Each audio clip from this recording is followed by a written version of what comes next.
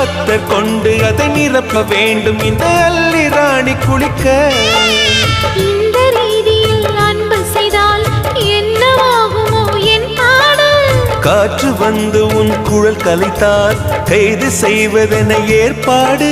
பெண் நெஞ்சை அன்பால் வென்றார்.